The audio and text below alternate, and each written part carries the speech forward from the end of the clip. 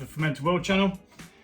Today we are looking at the Totally Brewed 4 Hopmen of the Apocalypse all grain brew that I did. It's an IPA. It's going to be absolutely fan-dabby-dozy. We need to take a hydrometer reading, we need to remove the hops, and we're going to bottle. I know it's ready because it was really low last time we did a hydrometer. So yeah, we're going to crack it open and we're going to get bottling after I've dropped everything and knocked everything over pageantly. So move my little table out of the way. We're not going to be needing the lid again because this is most definitely finished. There is no way it cannot be finished.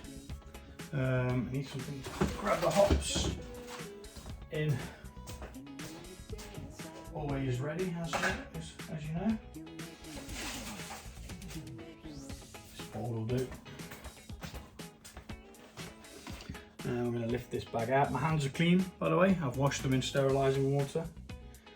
And this was a massive bag of hops. So we are going to let this slowly drain out. Trying not to agitate or cause any oxygen into the brew, because that would be bad, really bad.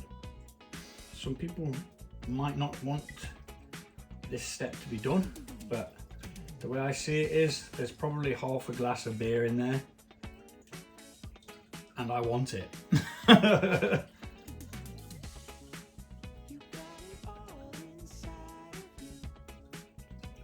Because with it being a small batch, I don't really want to lose any, to be honest.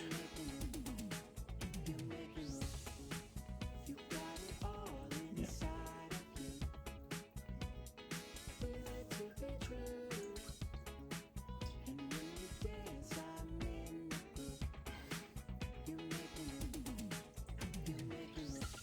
I think we're good.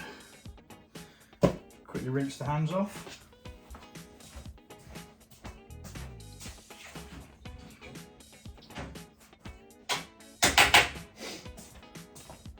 Now also, with a sterilised spoon, there's a lot of this, what I think is like protein that comes off when you brew. I'm sure there's a way of getting rid of that during the brew maybe. Or maybe some people filter. I don't. I ain't got time for that. Keep it simple. Simple and effective is how we roll. So we're going to pick this out.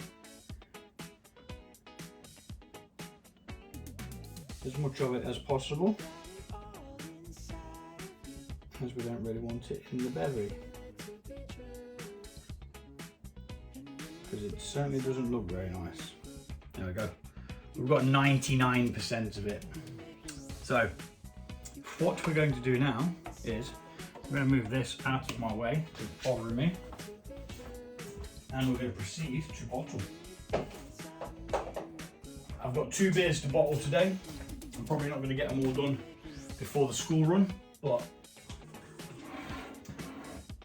at least we'll have one of them bottled right now. And to do this, we're going to be coming down here. Righty dokie. So we're down here. We're going to attach the bottle wand to the tap, like so, and then we will turn the tap on.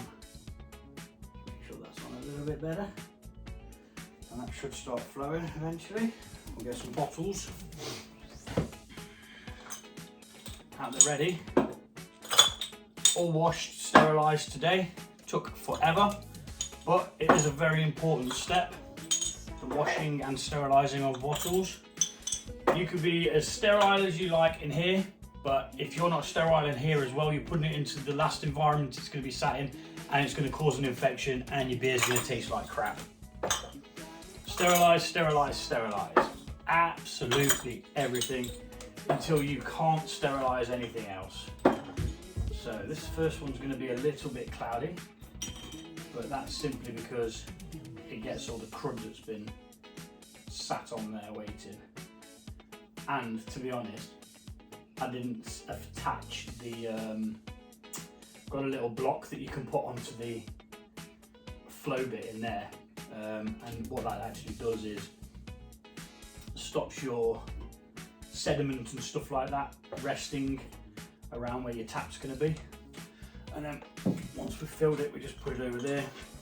I'm going to fill a few in real time and then I'll do the rest in sped up.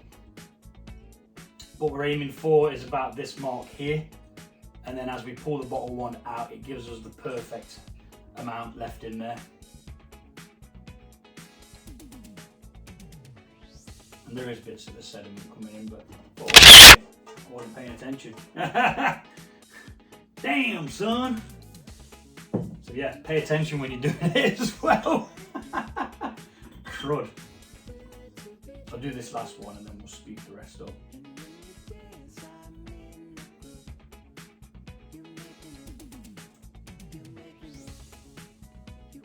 So this was an 11.5 batch, 11.5 litres, and it's a local brewery. As you may see from the other video, it's actually a local brewery's beer. I'll do one while I'm talking. That they've collaborated with a a brewery shop. So they've allowed you to brew their beer with the recipe that they've created and that, and yeah, brew it in your kitchen.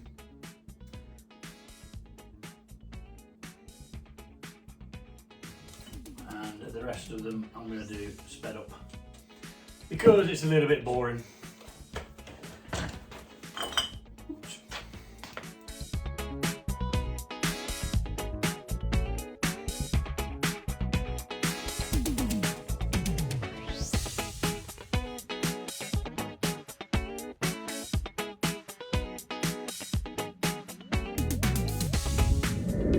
Almost made a bit of a boo-boo. Didn't take a hydrometer reading, which is quite important, really.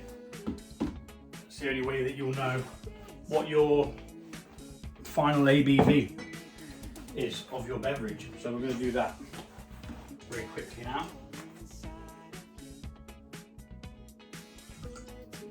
Nearly didn't get to do it. I can't see it going down any more than what it had, to be honest, but there's every possibility that it has. I think it had gone down to about 6, and that's probably because I had to add a load of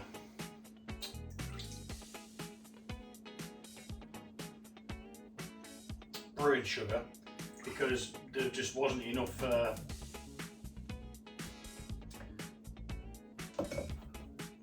unfermentables left in it, which is what you use for the conditioning phase. So we are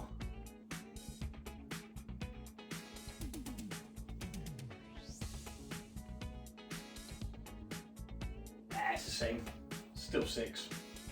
So instead of pouring that back in there, we'll just put it in here like so.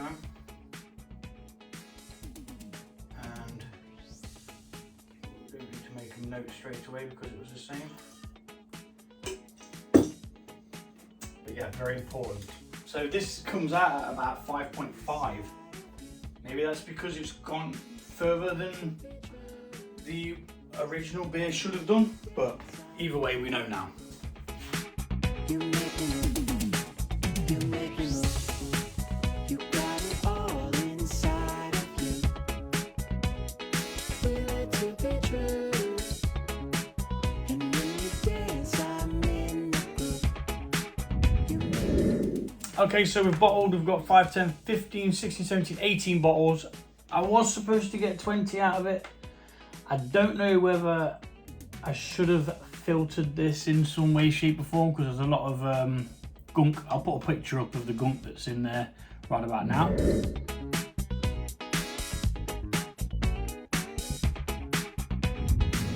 And yeah, it seems to have lost me about a litre. So there should have been 20 bottles, give or take.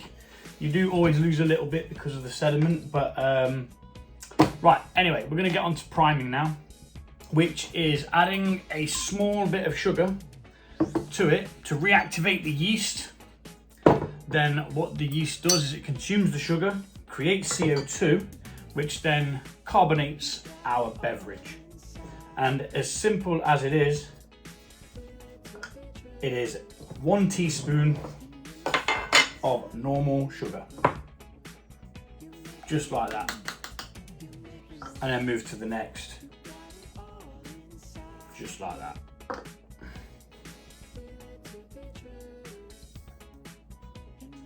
Then you get your lid, clamp it down, or if you're using bottle cap ones that you use caps for, cap it off. Oh, I've got some new bottles and they're really tough. So just give it a quick, gentle tilt, just so that it dissolves into the solution.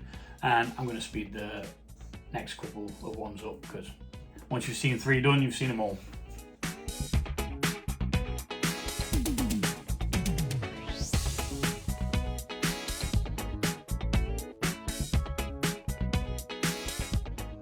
Okay, so that's them done. Got 18 bottles primed. Now these are going to sit in my kitchen in a warm place for 2 weeks.